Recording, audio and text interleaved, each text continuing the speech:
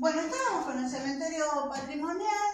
Estos aparecen a mediados del siglo XIX, siglo XX. Siglo XX es donde vamos a tenerlos más en Argentina. Van a irse creando en las nuevas localidades nuevos cementerios. ¿Cuál va a ser el cambio entre uno y otro?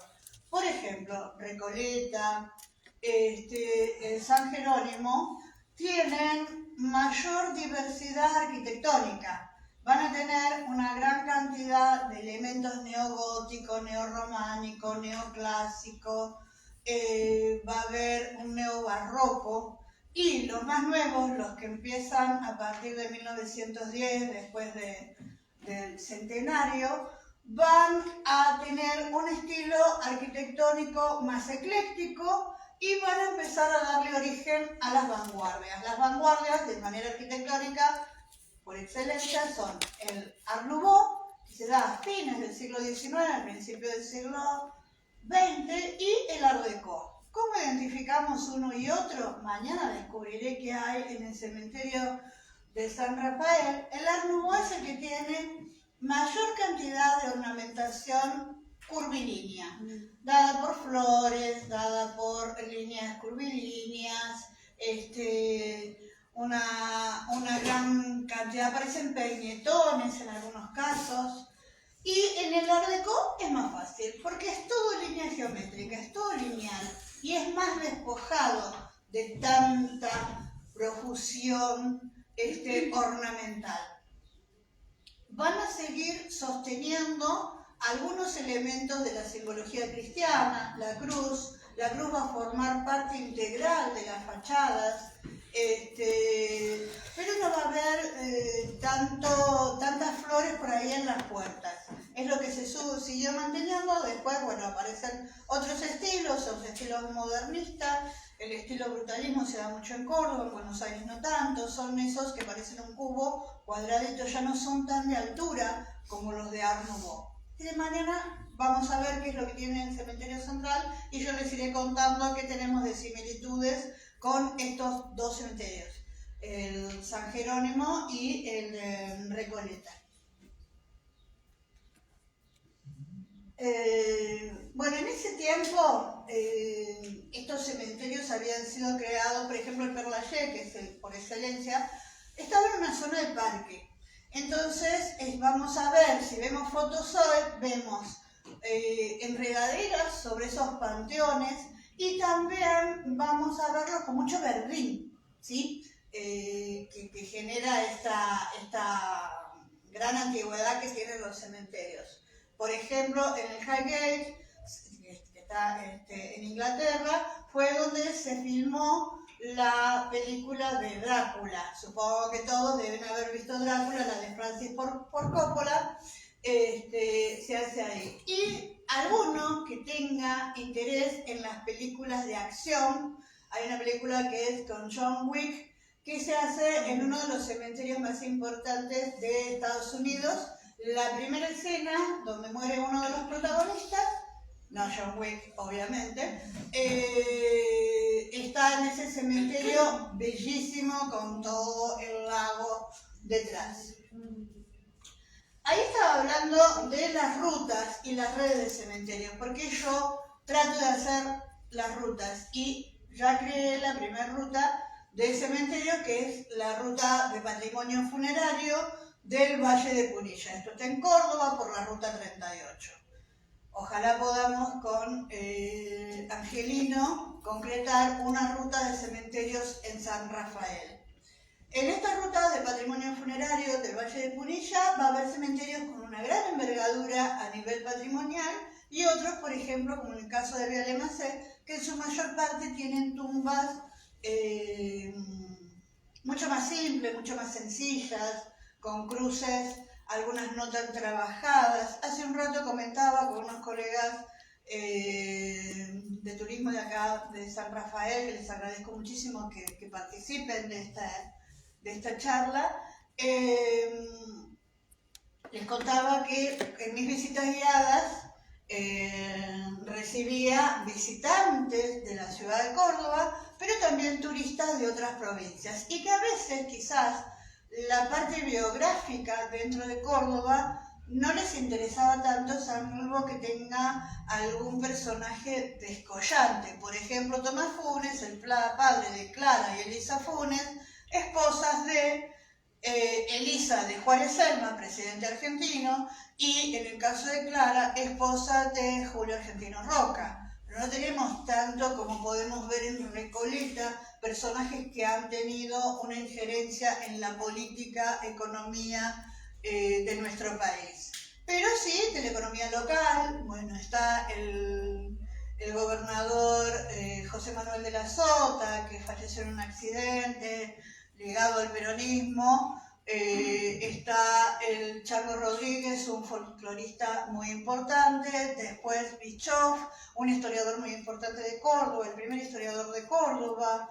Filiol, un escritor que también es muy conocido por su forma de escribir, bastante críptica. Bueno, tenemos a la hermana Purita, que es una devoción religiosa, popular, todavía no es ni beata, solamente está en la instancia de beatificación donde es, gracias, es recientemente sierva de Dios. Cuando uno tiene un proceso de beatificación, comienza como siervo de Dios, conservando todas las costumbres del cristianismo. Venerable, una persona que se ha destacado dentro del cristianismo, por ejemplo, un integrante de alguna cofradía, de alguna congregación. Beato cuando se determina que ha tenido un milagro más allá de la ciencia, y ya cuando es santo es cuando se determinan que ha tenido dos, como en el caso de Cura Brochero, el primer santo real argentino, porque fue santo viviendo aquí. Se quedó sin batería. No sé qué le pasa a inalámbrico. Bueno, en el caso del cementerio San Jerónimo también ha habido otras devociones populares. Por ejemplo, ir a venerar a un cantante de cuarteto de un grupo Trulala, como en Buenos Aires tenemos la veneración de Gilda dentro del cementerio de Chacarita, o en su momento el de Carlos Gardel. La difunta Correa o el Gauchito Gil son los dos más grandes que tienen Argentina, porque son santos populares y están todos sus sepulcros. Claro, pero no están en ningún cementerio. Pero están en los sepulcros y a partir de allí se hicieron los cementerios de los pueblos. Claro, por eso, cuando yo hablo de la parte intangible y doy los cursos en mis seminarios, hablo de devociones populares y bueno, mucha gente no. Por ejemplo, en Córdoba hay 38 devociones populares, de las cuales algunas fueron creadas por intendentes. La Florencita en Río Cuarto es Sí, mi amor. Después te querés te cuento cuáles son. Claro, es un, a ver, dice Carlos Paz, no es una devoción popular, pero es una cosa singular. ¿Alguien vio la película Hachiko? ¿O vieron la japonesa, gente grande como yo, o vieron la Hachiko que hace Richard Gere? Bueno, la historia, para los que no la conocen, es un señor que no quiere un perro, el perro que lo sigue, se lo encuentra, se lo lleva a la casa. Bueno, el perro nunca le trae la pelota, le quiere enseñar a que traiga la pelota, el perro nunca le trae la pelota. El perro crece, es un... yo tengo uno. Como una especie de manto negro, ¿sí? Pero es esos más peludos, ¿no? No me acuerdo. Es un tipo husky, pero no es un husky. Es una Claro, no era, el de la película no es eso, el de la otra sí. Bueno, lo cierto es que tiene ese perro. Este señor un día, siempre, todos los días, él era profesor, tomaba el tren, el perro lo acompañaba, volvía a la casa, cuando el señor iba a volver en el tren, el perro estaba esperándolo y así volvían caminando a la casa durante años, hasta que este señor un día va a tomar el tren. El perro está así raro, extraño, y él le tira la pelota esperando que nunca se la trajera, y el perro le trae la pelota, y realmente le parece extraño que le traiga la pelota. Él le va a tirar la pelota y el perro le trae la pelota de nuevo, se lleva la pelota del perro que se la había dado, pero para él era un logro que después de tantos años que el perro que está testarudo no le tira la pelota. Es como con mi caniche que no consigo que me dé besos. Está dando clases, esta es la película de Richard Gere, está dando clases, se descompone, bueno, este señor fallece. El perro lo sigue esperando, y lo sigue esperando, y pasa la primavera, y pasa el invierno, y el perro lo sigue esperando. Y eso era en una plaza, frente a donde él iba a tomar su tren. Muere el perro, y los vecinos, los que tenían los puestos alrededor de la estación, le hacen una estatua a este perro y la colocan en esa pequeña plazoleta. Carlos Paz tiene un intendente, tiene una sociedad protectora de animales y es una sociedad donde se gusta de todo, de los teatros, de la purpurina, y traigamos de todo a la ciudad.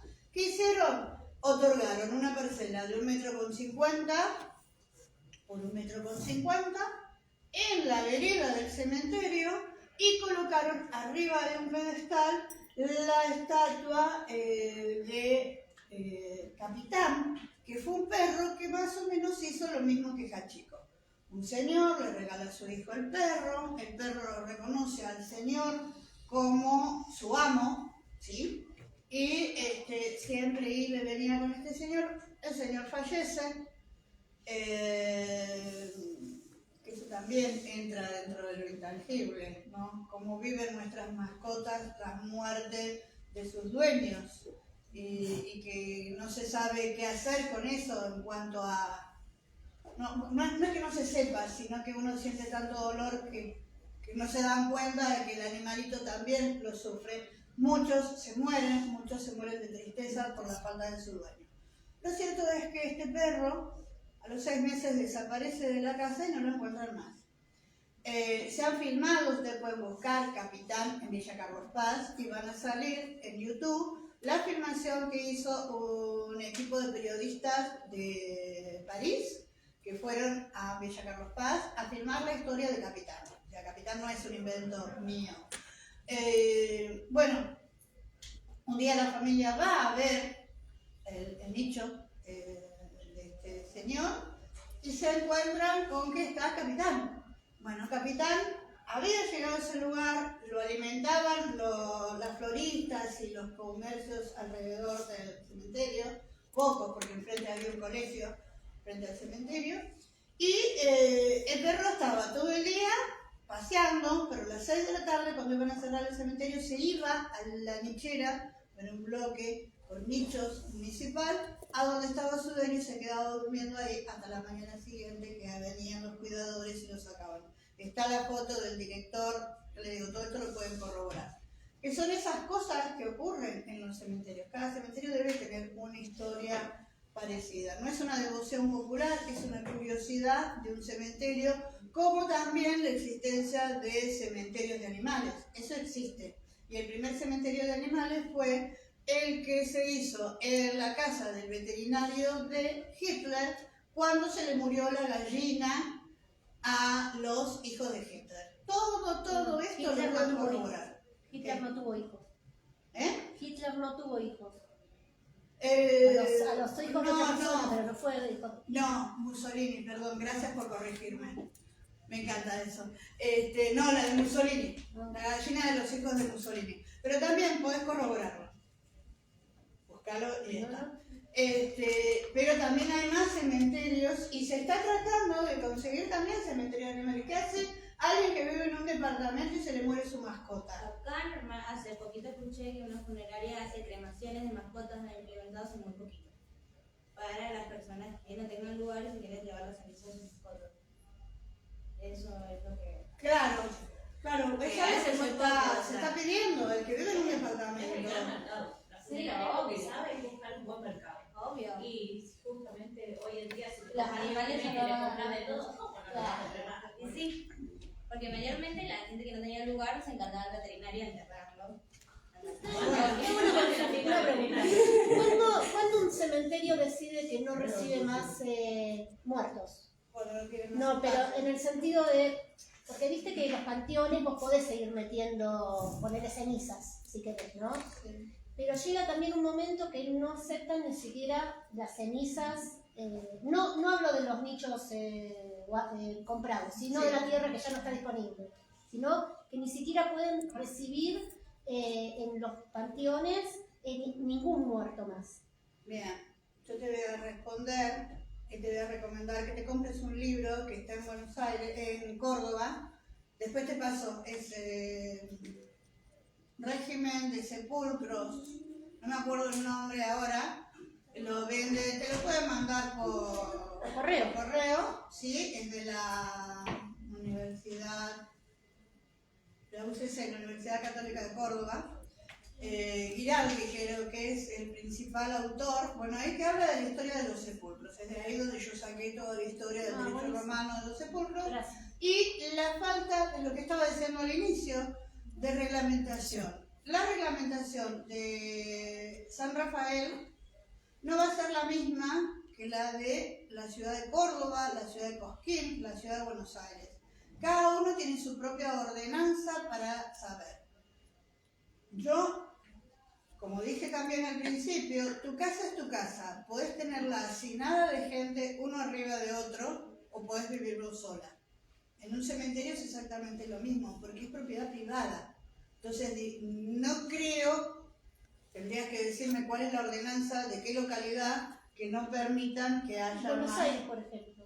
No, Buenos Aires no. Pero, perdón, cuando yo vivía en Buenos Aires y estaba estudiando ahí, estaban en el cementerio de la Recoleta, me acuerdo que ya ni siquiera querían aceptar, es más, familias hicieron juicio, por eso esta pregunta, hicieron juicio que tenían sus mausoleos, familias históricas, pero ya no les permitían ni siquiera meter el cementerio, meter las cenizas. Dificulta. Te digo, a Recoleta, no, porque siguen enterrándose. Esta señora García Belzún se fue enterrada en Recoleta, recientemente, este año. ¿No? Pero, Bueno. pero si querés te pongo en contacto con la dirección de... No, lo averiguo porque es algo que me quedó, viste, en la Preguntas cabeza. directamente. Bueno, de estas rutas, ¿dónde comienza? No soy yo la inventora, no soy creativa, nadie es creativo de nada. Esto es la ruta de la Red Europea de Cementerios. Comienzan con estas localidades que están marcadas ahí, después va a seguir con los cementerios en España. En Latinoamérica todavía no hay rutas de cementerio, el tema del patrimonio funerario en Latinoamérica no está explotado en cuanto a difundir, en cuanto a ver el cementerio como un espacio, como lo que yo quiero mostrar, que le estaba contando los guías, un espacio cultural, un espacio donde no se cuente una de fantasmas. Me molesta muchísimo que muchos colegas guías solamente cuenten una de fantasmas, especialmente en Recoleta, que se cuenten cosas que no son reales, como por ejemplo el perro que se muere cuando se muere la dueña en el alud, en los Alpes. Eso no es verdad. No es verdad que José María del Carril esté con Tiburcia, su esposa, espalda contra espalda, porque ella estaba enojada y no quería ni siquiera estar con él. Yo he escuchado a colegas porteños decir eso no es verdad. Como también le comentaba hace un rato Mariana, no es verdad que en el cementerio de Córdoba estén las maestras de Sarmiento, no están las maestras de Sarmiento, lo he podido corroborar, tengo la documentación. La inhumación en el cementerio británico y la exhumación del cementerio británico para llevar sus restos a San Nicolás, donde ellas desarrollan toda su tarea educativa cuando renuncian a ser las maestras de Córdoba después de 4 años, porque Córdoba les hizo un bullying increíble, incluida la señora Elisa Funes, que hace un rato le contaba, esposa de Juárez Selman, porque eran las damas de la High Society de Córdoba, que no querían que estas mujeres laicas que profesaban el cristianismo fueran maestras de sus hijos. Estaba Frances Wolf y Frances Armstrong. Frances Armstrong, que eran 3 hermanas, Minnie y Catherine va a ir a Catamarca, Minnie se queda en Buenos Aires y Frances va a Córdoba junto con Frances Angeli Wolf, que como tenían esa capacidad, tenían la obligación de ser señoritas solteras, cuando Angeli Wolf se casa con Thomas Horn, uno de los directores, el segundo director del Observatorio de Córdoba, pierde su condición, por ende, ella que era la subdirectora del Colegio Carbó, el primer liceo de señoritas en Córdoba, frente a la Plaza Colón, determinan que venga Jenny Howard. Jenny Howard, 24, 25 años, joven, fumaba, usaba pantalones, andaba en patines. ¿Cómo se le ocurrió hacer todas esas cosas? En Córdoba, que aún hoy sigue siendo en algunas cosas muy conservadora. La vida imposible, hay un libro que se llama Las señoritas, lo pueden conseguir en Google Play. Hay más libros, les voy a dar, los que quieran yo les voy a dejar la documentación en turismo.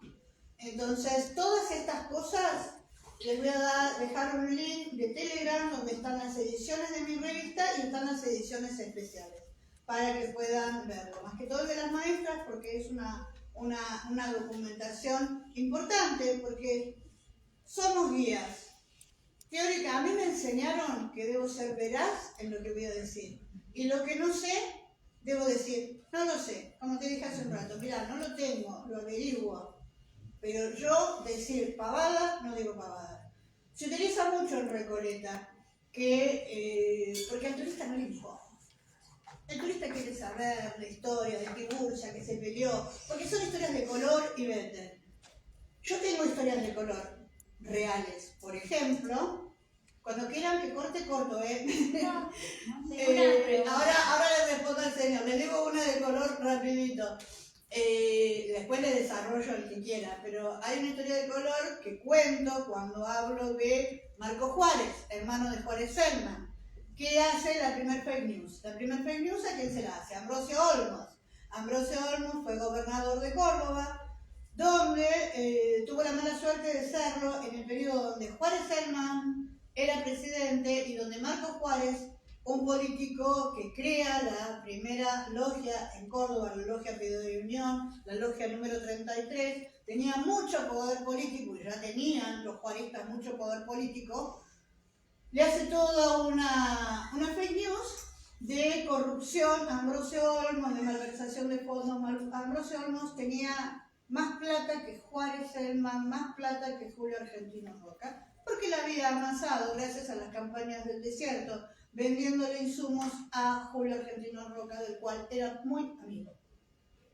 Pero bueno, billetera mata galán, familia Patricia mata veracidad. Que consiguieron que fuera sobreseído porque no había sustento en ese juicio, pero él se cansó y se fue a vivir a Río Cuarto tranquilo, disfrutando de todo su dinero y pensando en una dama de la cual él estaba enamorado, que era Adelia María Arelaos de Olmos.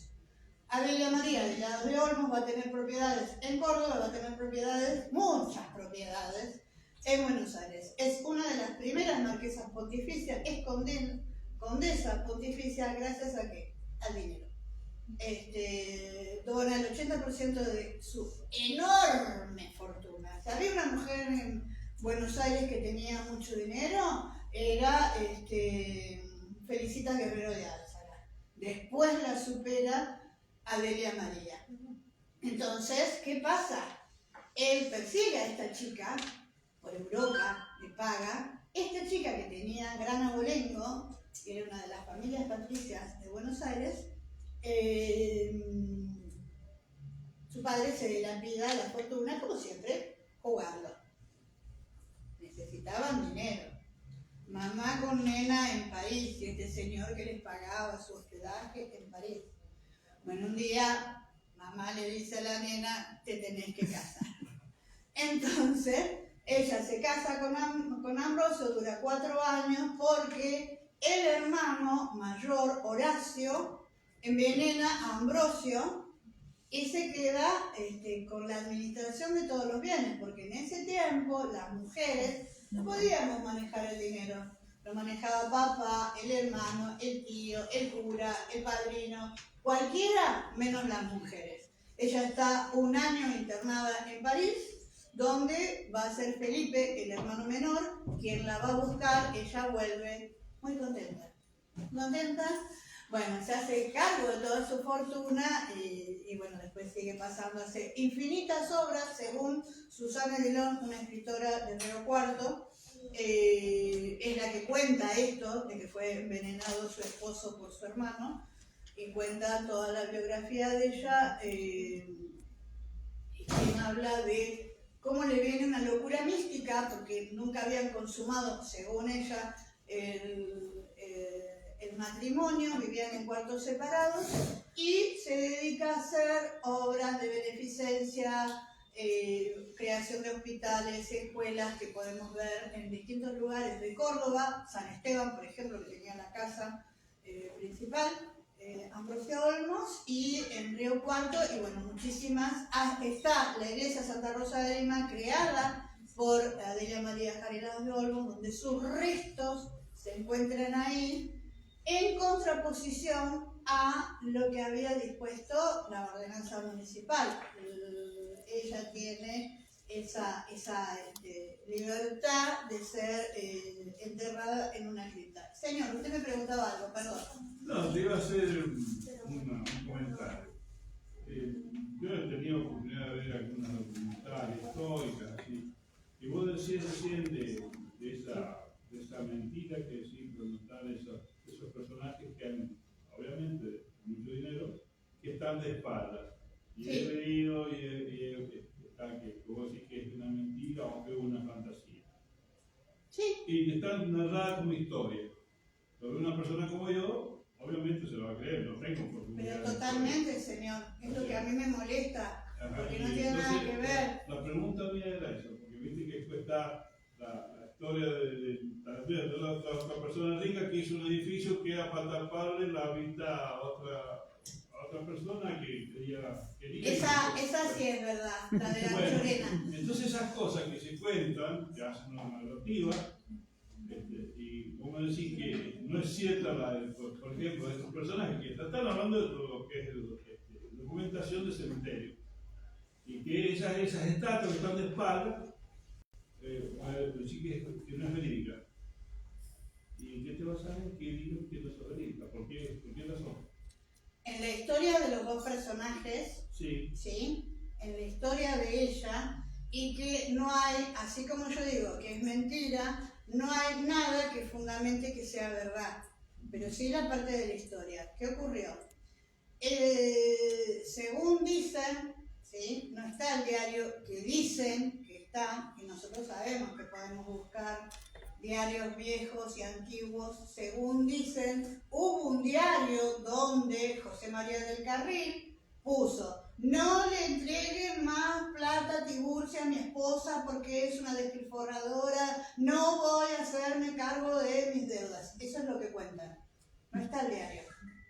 Entonces, si eso fue que se publicó, debería estar ese diario. Nosotros podemos encontrar diarios del siglo XIX. No está en ningún lugar esa documentación. Entonces, si no está esa documentación, es una mentira. Lo mismo del perro que se muere,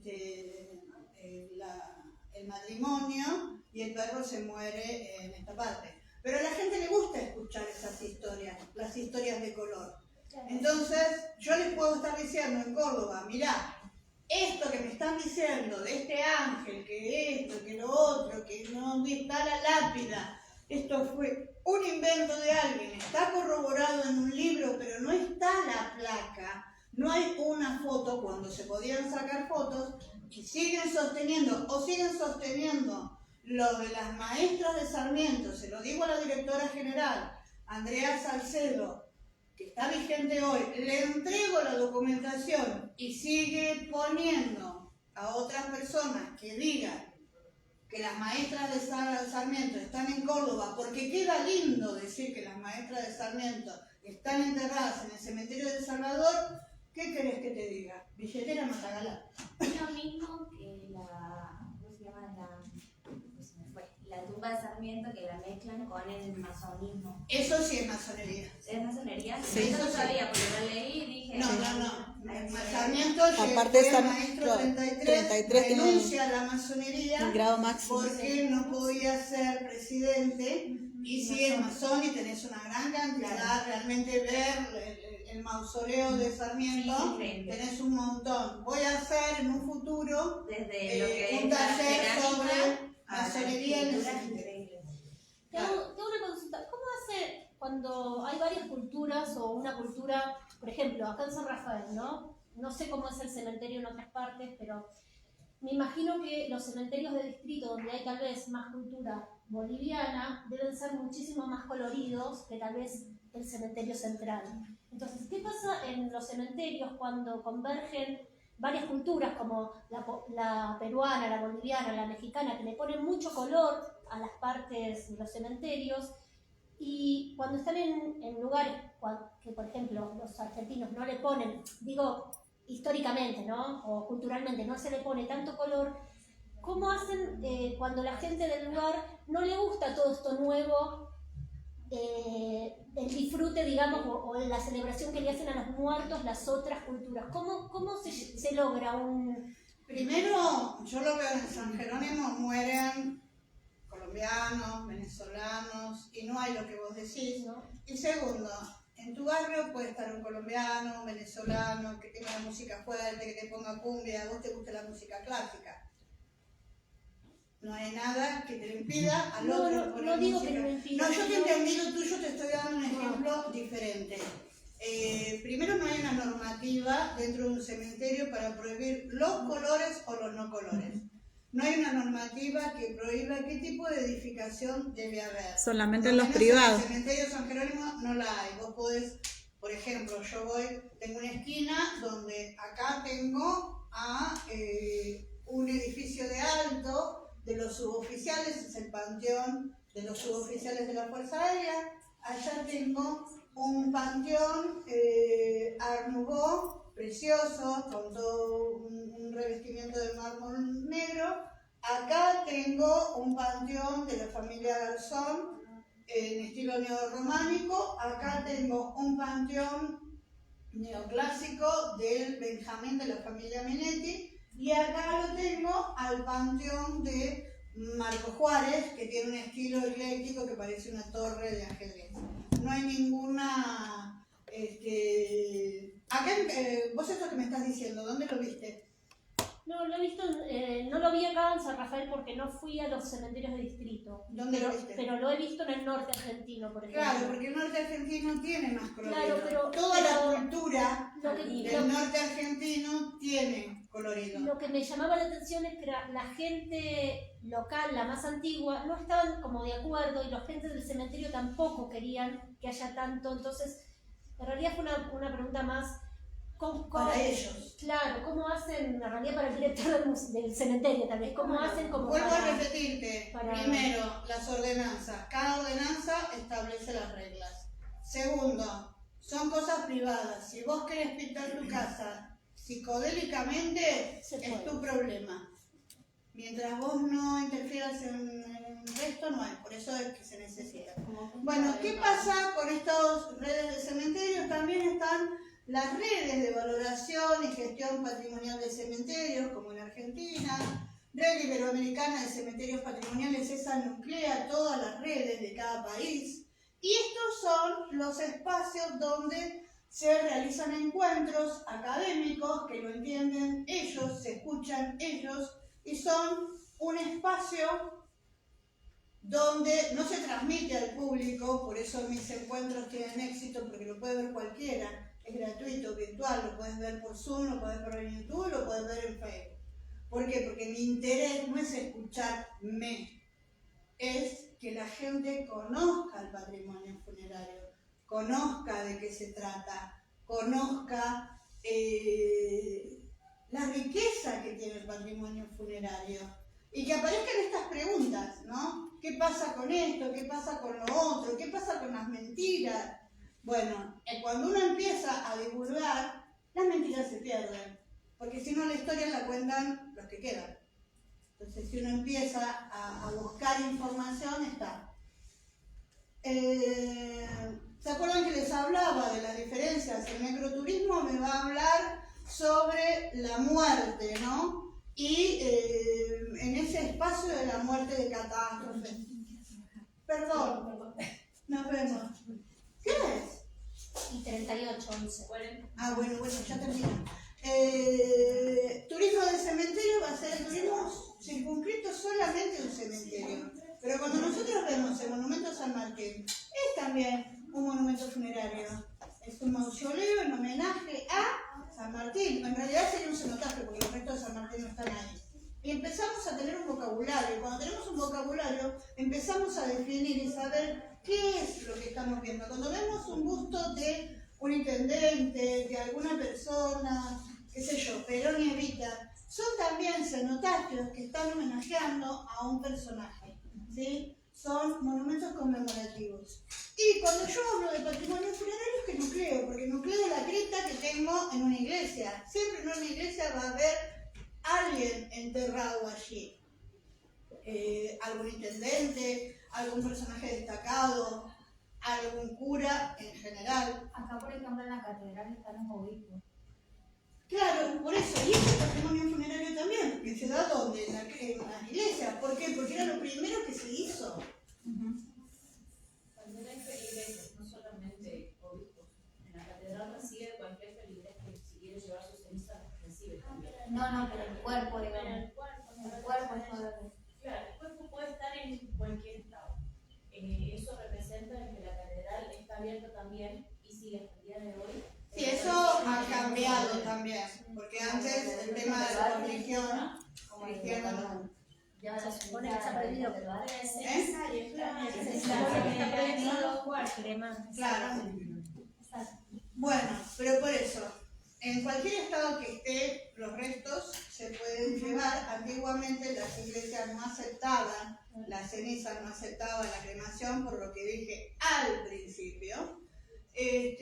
A partir de la pandemia cambió todo, a partir de las costumbres de la gente también cambia todo. La gente hoy elige tener unas cenizas y ver qué hace con esas cenizas. Teóricamente no las podés andar tirando por cualquier lado, pero la gente lo hace igual.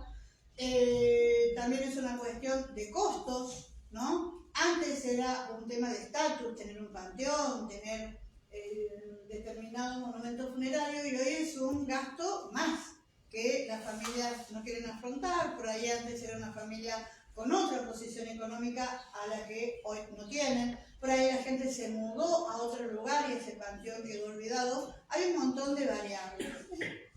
En los cementerios se sigue haciendo, las personas que se suicidan están aparte y con otro tipo de... Eso no hay ninguna reglamentación. Eso es algo... Si vos me decís que en San Rafael hay... No lo sé, acá no. No, acá no lo sé. No hay ninguna... No hay discriminación de este es muerto, es natural, este lo balearon y aquel se suicidó. No. Sí sé que esa discriminación se hace en Rosario, pero es una costumbre, no algo reglamentado con una ¿Y fuente. a qué se basa la costumbre de eso de apartar? Porque está prohibido por el La catolicismo.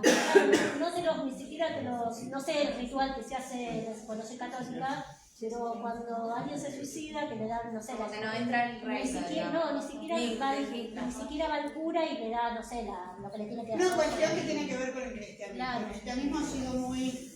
No sé cómo se llama. por ejemplo, en la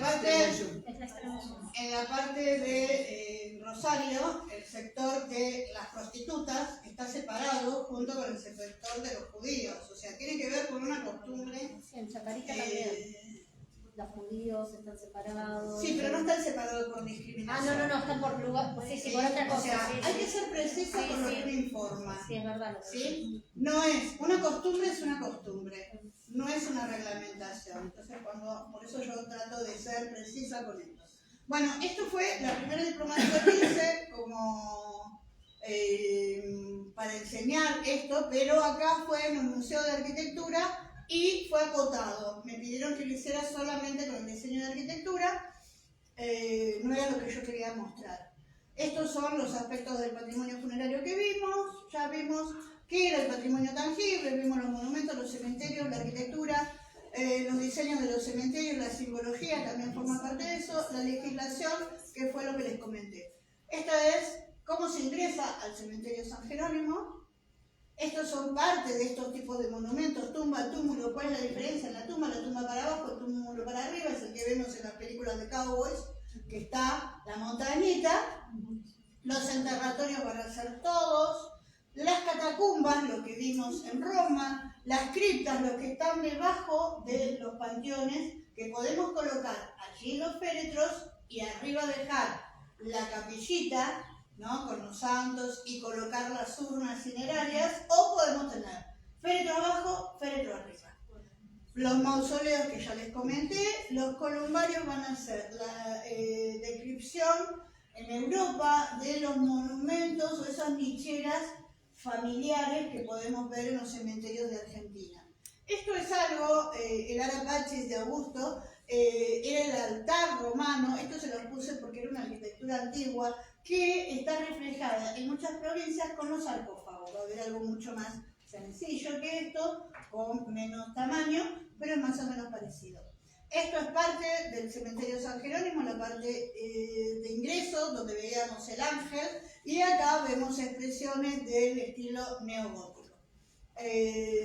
¿Estos se acuerdan que les había mostrado un panteón pequeñito en Roma? Esto tenemos uno de los panteones más antiguos en Córdoba.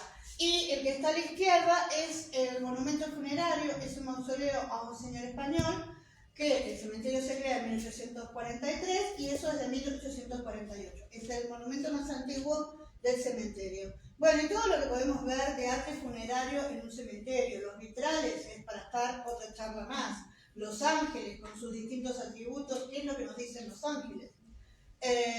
Vamos a tener mascotas, en ese caso estaba la Miyu, arriba mío, me seguía a todas mis guiadas hasta que después la gente en la primera noche de los cementerios se la llevaron, se la robaron. Estuve una semana en todos los medios hasta que me devolvieron la pobre gata.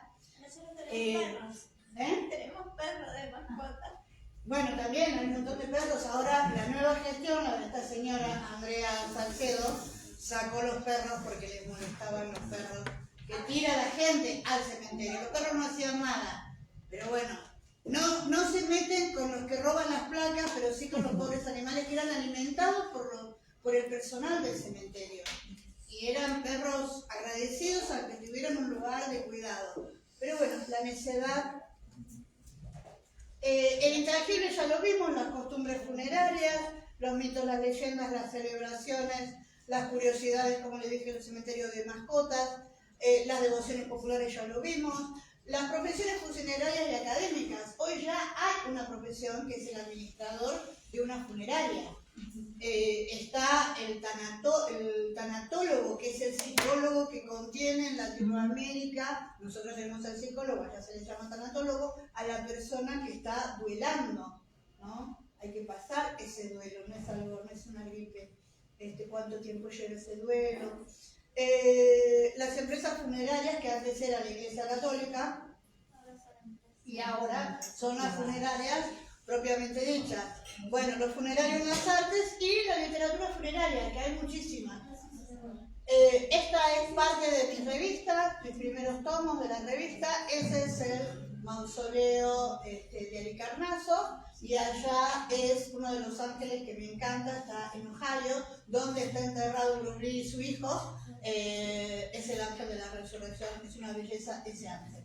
Bueno, esta es la ramonita que ya lo vimos. Esto es de parte del Día de los Muertos, ¿no? Cómo se festeja así en el cementerio San Jerónimo, cómo concurre la gente. Y no siente que se está haciendo nada diabólico, ni nada satánico. Porque todo tiene que ver con cómo se explique. Yo puedo venir acá y hablarles de una manera aburrida, de panteones, de muertos, ¿no? O hablar como hablé, así tan libremente como quisieron las diapositivas, y contar qué es todo esto. Bueno, esas son el dibujo de las Catrinas que se les da a los chicos para que pinten en uno de los stands que se preparan enfrente. Todo eso es frente al cementerio. Esto que ¿Y tenemos cuándo acá. se perdió eso en el resto de la Argentina? Porque siempre fue, desde que mi abuela era chica, era así. No sé. Y ahora es como todo muy... No sé, porque el ¿Cuándo tema lo es perdimos? que antes tenías una cultura y esto de dejar la cultura del... ¿Se festeja acá Halloween? No, gracias a Dios. Con el tema de Halloween se distorsionó mucho todo, ¿sí? Y después esas cosas locas de, ay, no tengas un gato negro y no regales un gato negro porque va a ser utilizado. Bueno, olvidémonos. Bueno, esto es lo último que quiero contarles. El Shanghai Celta era una festividad, ¿sí?, que se manejaba en Europa, en la zona de Irlanda, ¿no? Y habla de un portal entre el 31 de octubre y el 1 de noviembre. Eso está ancestralmente conocido, lo pueden buscar en la cultura wicca, en la cultura romana. Ay, chicos, se van. Sí, por eso nosotros, yo ya había programado reunión porque estamos fuera de clase, así que Ay, bueno. buenas noches, mil gracias. Gracias, chicos. Los espero mañana. No estamos. Yo no sé. No, porque no sabía si lo programamos. Gracias, hasta luego. Hasta luego. Chao, hasta luego. Perfecto. No, bueno, pero es que hay muchos que vivimos en distrito y no tenemos colectivo para venir. Exacto. Y mañana, por ejemplo, es complicado. Listo, les sigo contando lo de Shanghai, que es lo último. ¿O quieren que cortemos acá? No. Bueno, esto es la comparativa. El Shanghai es cierto, es después lo que se copia como Halloween. ¿Qué se copia? En esto se hacían estas calabazas. ¿Por qué? Porque ellos creían que los espíritus malignos venían el 31 y entonces colocaban en las ventanas las distintas calabazas, los distintos frutos que habían cosechado para ahuyentar, que con esas formas así monstruosas, a estos espíritus malignos. En lo que es México, esa costumbre no era de ver el espíritu maligno, pero sí creían en el portal del 31 al 1, donde el 31 se podían reunir con sus ancestros, por eso les preparaban el altar, ponían las fotos, le ponían comida, ponían una escalerita, que era la escalerita al cielo, donde ellos podían descender y después podían ascender, donde colocaban incienso, colocaban los distintos elementos de agua, tierra, aire, y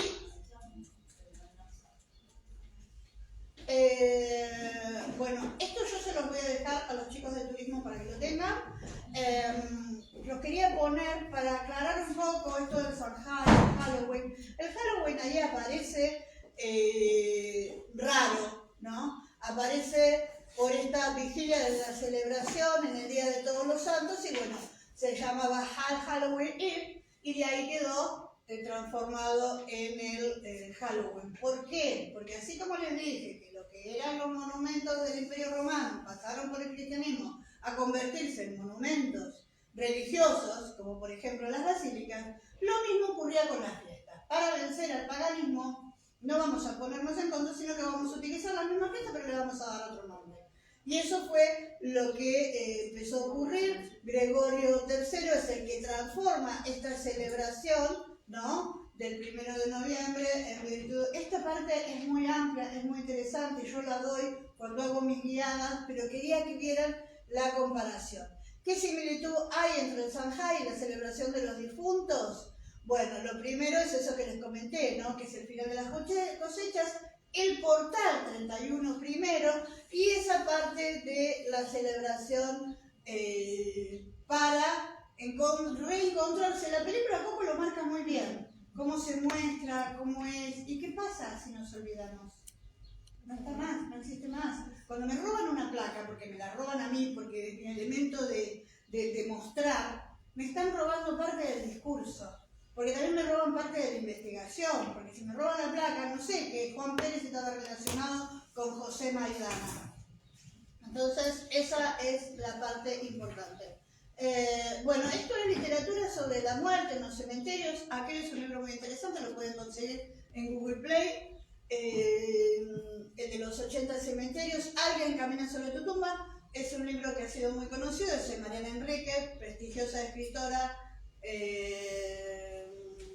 de Argentina en el mundo, y este libro lo mencionan todos los eruditos, que es La muerte en Occidente de Philippe Darrieux, un filósofo del siglo XX.